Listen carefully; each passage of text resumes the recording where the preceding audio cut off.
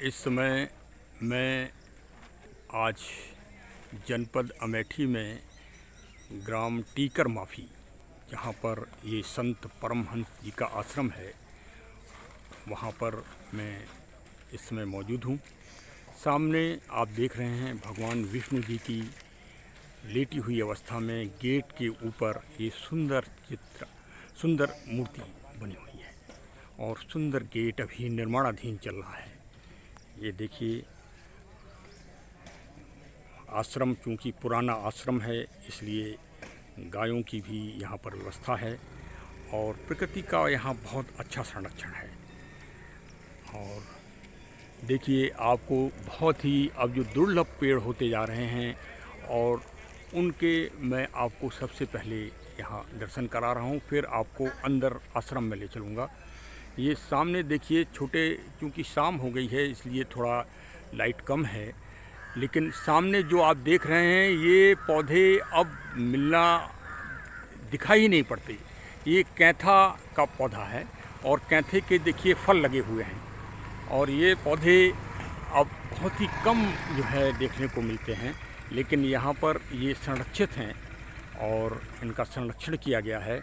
यही आश्रम और मंदिरों की श्रेष्ठ व्यवस्थाएं हैं कि यहाँ प्रकृति का बहुत अच्छा संरक्षण होता है और प्रकृति के संरक्षण से यहाँ जलवायु और पर्यावरण का भी बड़ा ध्यान रखा जा रहा है। देखिए कितना अच्छा यहाँ पर इसकी हार्वेस्टिंग है कैंथा की। और सामने देखिए ये, और अब मैं आपको अंदर आश्रम के अंदर ले चलूँगा और जहाँ महंत परमहंस जी की समाधि स्थल बनी है, मैं उनके भी दर्शन आपको कराऊंगा। आश्रम के गेट के बाद सर्वप्रथम श्री गणेश जी की स्थापना है और सामने देखिए बहुत ही दिव्य और आकर्षक मूर्ति विग्रह भगवान श्री गणेश जी का है। गणेश के शब्द का जो पर्याय है वो गण से है, जहाँ समूह इकट्ठा हो, जिस स्थान पर समूह इकट्ठा हो वही स्थान दुनिया का सबसे सुंदर स्थान माना जाता है। और इसीलिए जहाँ गण नहीं है वहाँ सुंदरता का अभाव है और वहाँ सुंदरता आपको नहीं मिलेगी, वहाँ रोचकता नहीं मिलेगी।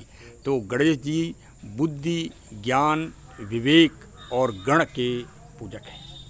सबसे पहले गण मतलब जन शक्ति का संग्रह करने का सबसे बड़ी पावर भगवान गणेश जी में है, इसीलिए वो पूजनीय है, सर्वप्रथम पूजनीय है। भारतीय संस्कृति में वो सर्वप्रथम पूजे जाते हैं। देखिए बहुत ही सुंदर स्थान यहाँ बनाया गया है और बहुत उचित मुख्य गेट के पास ही स्थान दिया गया है श्री गणेश जी को। इस समय आप जो पावन स्थान देख रहे हैं, ये स्थान जनपद अमेठी में टीकर माफी एक बहुत ही प्रसिद्ध जगह है और ये आश्रम लगभग 250 साल से यहाँ पर अपने इस क्षेत्र में अध्यात्म और ज्ञान का एक केंद्र है और यहाँ से अध्यात्म और केंद्र इस पूरे क्षेत्र में लोक कल्याण कार्यों से जुड़ा हुआ है। ये एक विशेष बात है। यहाँ पर श्रीमद परमहंस जी बहुत ही महान संत हुए हैं। सामने ये उनकी यहाँ पर समाधि स्थल है और बहुत दूर दूर से यहाँ दर्शनार्थी दर्शन करने के लिए आते हैं और लोगों में बहुत ही अपार श्रद्धा और विश्वास है और यहाँ पर अपनी प्रार्थना करते हैं, यहाँ पर अपनी मन्नतों को मानते हैं, यहाँ पर विशेष अर्जी लगाते हैं और उन सब की मनोकामनाएं, जो ऐसा विश्वास है यहाँ लोगों का कि वो सब पूरी होती हैं। और यहाँ प्रकृति का बहुत ही अच्छा रखरखाव है।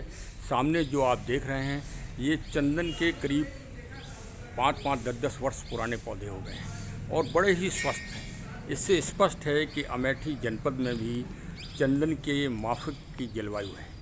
यहाँ पर चंदन के पेड़ पौधों को हम आराम से लगा सकते हैं। ये देखिए सामने आप जो देख रहे हैं ये चंदन का पौधा है और ये संत, इसी आश्रम के संत श्री, शुभ नाम क्या है महाराज जी आपका? गौरी शंकर जी। आप यहाँ सेवा देते हैं? हाँ। अच्छा, तो इनके चंदन के पेड़ों में बीज भी आता है? हाँ, फूल भी आते हैं? फूल भी आता है। अच्छा, वाह, सुगंध आ रही है लकड़ी में? लकड़ी में भी सुगंध आती है, इसको रगड़ो तब भी सुगंध आती है। अरे वाह, तो पेड़ पौधों का आपने बड़ा अच्छा रख रखाव यहाँ पर किया है? और रखा रखाव किया है। इसके साथ में एक पेड़ लगाया जाता है बगल में, कोई दूसरा पेड़ लगाएंगे तभी ये बढ़ेगा, नहीं बढ़ेगा नहीं। अच्छा, चंदन के बारे में ये एक विशेष बात है कि चंदन के पास में कोई आप पौधा लगाएंगे तभी तो उसका जैसे विकास। जैसे पेड़ बढ़ेगा वैसे वैसे चंदन। तो यहाँ पर आपने दूसरा पौधा कौन सा लगाया है चंदन के पास? अरहर, अच्छा, अरहर तुआ लगाई है आपने, वाह। एक दूसरा पौधा वो भी लगा है अरहर का और चंदन का। चलिए, ये आपने और भी अच्छा एक ज्ञान दिया कि चंदन जीवोपरसी पौधा है, मतलब उसके सहारे के लिए एक पौधा और चाहिए तभी उसका विकास होगा। ये बहुत अच्छा ज्ञान दिया आपने। और चलिए, और ये सामने चंपा लगा हुआ है, वो किसका, जामुन का पौधा है वो? और जामुन है। अच्छा, कोई अच्छी विशेष वैरायटी की जामुन है ये लग रहा है? हाँ, वैरायटी की जामुन है, बड़ी जामुन। अच्छा अच्छा अच्छा अच्छा, चलिए साहब, बहुत अच्छा। आश्रम में तुलसी जी को बहुत उच्च स्थान दिया जाता है, क्योंकि जहाँ हनुमान जी का मंदिर हो और वहाँ तुलसी के पावन दिव्य पौधे न हों तो फिर वो रमणीकता नहीं रह जाती। देखिए, बहुत अच्छी तुलसी का संरक्षण, अभी यहाँ निर्माण कार्य एक्चुअली में चल रहा है, इसलिए जगह जगह वो लगे हुए हैं। देखिए, सामने नारियल के भी पौधे लगे हुए हैं, अशोक वृक्ष लगा हुआ है, और सामने ये निर्माणाधीन आप मंदिर देखें। ये देखिए, बहुत ही अच्छी वास्तु की दृष्टि से इस दिव्य मंदिर बन रहा है। देखिए, सामने देखिए, इसलिए सामने आप देखें, आपका मन देख के खुश हो जाएगा, आनंद से भर जाएगा। सामने बहुत ही अच्छा स्थान, मैं अभी आपको ऊपर ले चल रहा हूँ।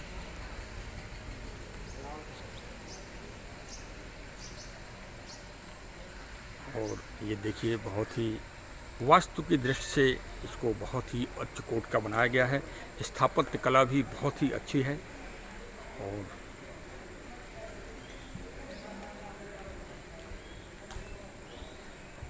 यहाँ पर आपको आभास होगा कि ईश्वर अंश की मौजूदगी है। ये सामने देखिए, पावन दर्शन करें। और मैं आपको परिक्रमा भी कराए दे रहा हूँ, जिससे पूरे आश्रम के दर्शन हो जाएं। सामने देखिए, बेल का पौधा लगा हुआ है और बेल के फल भी लगे हुए हैं सामने। ये देखिए, और एक पास में मंदिर है, भगवान शिव की विशाल मूर्ति। ये देखिए, आदि अनादि और अनंत, जिनका कोई भेद नहीं जान पाए, वो शिव हैं। सामने ये देखिए, नंदी जी विशाल, अभी निर्माणाधीन है, लेकिन फिर भी बहुत अच्छी सुंदरता और बहुत ही अच्छी दिव्यता का आभास हो रहा है।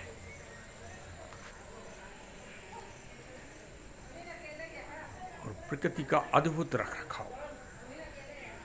आश्रम और जो पुराने मंदिर हैं उसमें प्रकृति को बहुत संजो कर स्थान दिया गया है, और वो ये यहाँ पर वो पूरा अच्छी तरह से चरितार्थ हो रहा है। सामने सूर्य देखिए, शाम का समय है, सूर्य अपना ढलते हुई बेला में है। और बहुत ही सुंदर कलाकृति है मंदिरों में। दक्षिण शैली को यहाँ पर स्थान दिया गया है। बहुत ही सुंदरता है, बहुत अच्छा रख रखाव है, साफ सफाई बहुत अच्छी।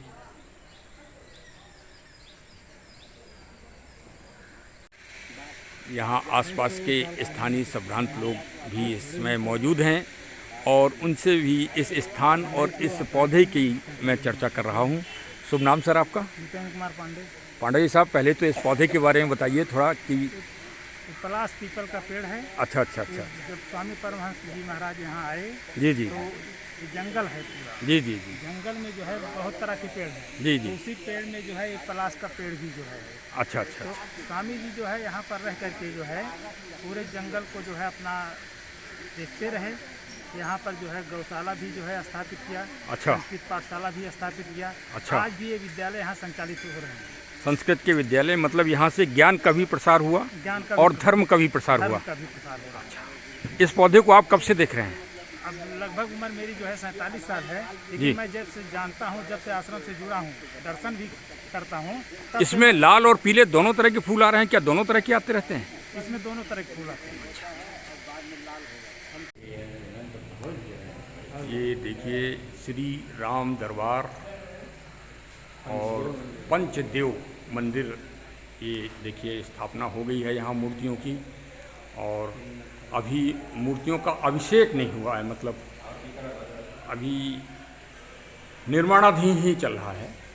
और देखिए बहुत ही सुंदर मूर्तियाँ भगवान की यहाँ पर स्थापित हो चुकी हैं और अभी देखिए निर्माण चल रहा है। जब ये बन जाएगा तो वास्तव में यहाँ बहुत ही दिव्य सुंदरता होगी।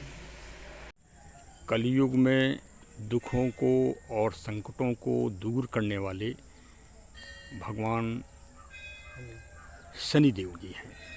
सामने जो चबूतरा निर्माणाधीन चल रहा है ये शनिदेव जी का है। शनिदेव जी न्याय और कानून और प्रबंध तथा दंड देने के भी मालिक हैं, ऐसी मान्यता है। और जहाँ भाई मान्यता है वहीं श्रद्धा और विश्वास है, और जहाँ श्रद्धा और विश्वास है वहीं अध्यात्म है।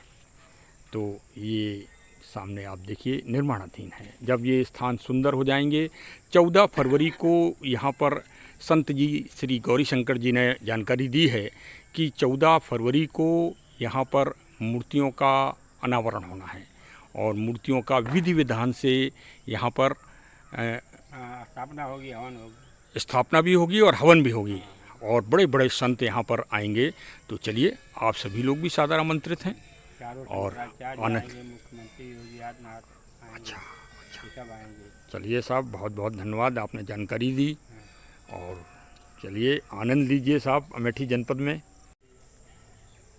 देखिए एक कहावत है कि संगत का असर सभी के ऊपर पड़ता है और इन देव स्थानों और मंदिरों ने जो प्रकृति और जलवायु और पर्यावरण के संरक्षण के लिए आदिकाल से जो एक अलख जगाई है, वो अभी भी आप देखिए कि जहाँ भी पुराने दिव्य स्थान हैं और दिव्य संत और ऋषि रहे हैं, उन्होंने प्रकृति का बड़ा संरक्षण किया है।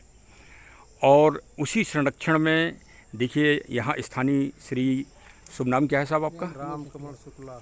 राम कमल शुक्ला साहब हैं और साहब ने यहाँ पर जानकारी दी है कि इस आश्रम में सिंदूर का भी एक छोटा सा वृक्ष रुद्राक्ष का है और रुद्राक्ष के पौधे लगाए गए हैं।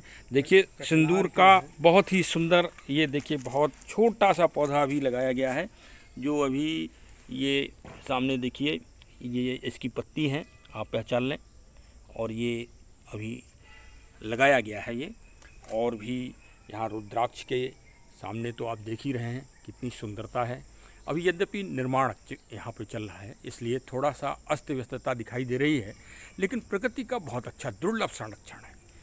आज सामने देखिए जो है बहुत सारे फूल पौधे और संरक्षित किए गए हैं। पुराने भी पौधे हैं यहाँ पर, आपको देखिए जामुन के और नारियल का भी है। और देखिए आंवला भी सामने लगा हुआ है। और आंवला तो अब आगे जो कार्तिक माह आएगा उसमें आंवला को दिव्य रूप से पूजने का विधान है। इस पूरे भारत में और उत्तर भारत में विशेषकर आंवले की पूजा की जाती है। तो स्थानीय लोगों में भी प्रकृति के ऊपर बड़ा रुझान हुआ है और लोग अपने अपने घरों के सामने एक छोटी सी बगिया और अपने खेतों में भी पौधों को लगा रहे हैं। ये इस आश्रम का ये प्रभाव यहाँ स्थानीय लोगों में देखने को मिल रहा है। देखिए सामने ये साहब किसका पौधा है? कचना। शुभ नाम क्या है साहब आपका? राममूर्ति सिंह। राममूर्ति सिंह साहब, आपका गांव कौन सा है? गुंगवाच। यहीं पास में है। 1 किलोमीटर। ये श्री सिंह साहब ने बताया कि ये कचनार की बहुत ही अच्छी जो वैरायटी है। पत्ते ही आप देख लीजिए कितने बड़े बड़े पत्ते हैं और कितना स्वस्थ पौधा है। कचनार का नाम से इसका इतना अधिक औषधीय महत्व है कचनार का आयुर्वेदिक रूप से, कि इसको काया के निखार के लिए इसका उपयोग किया जाता है। इसके पंच तत्वों को मिला के हम अपने शरीर के कांति मतलब जो दमक है, चमक है, उसको लाने के लिए हम इसका उपयोग करते हैं। तो देखिए इस आश्रम में इस तरह की विभिन्न तरह की जड़ी बूटियाँ और औषधि तथा आयुर्वेद का बहुत अच्छा रखरखाव किया गया है। अभी देखिए जगह जगह निर्माण कार्य के पत्थर आदि डले हुए हैं और बहुत सारे दर्शनार्थी यहाँ दर्शन करने के लिए आ रहे हैं और आनंद प्राप्त कर रहे हैं। आप भी जब भी अमेठी जनपद में भ्रमण करने के लिए आएँ, अवश्य यहाँ पर पावन दर्शन करें और अध्यात्म का लाभ उठाएं। जहाँ अध्यात्म है वहीं प्रगति है और वहीं विकास है, वहीं सत्य है।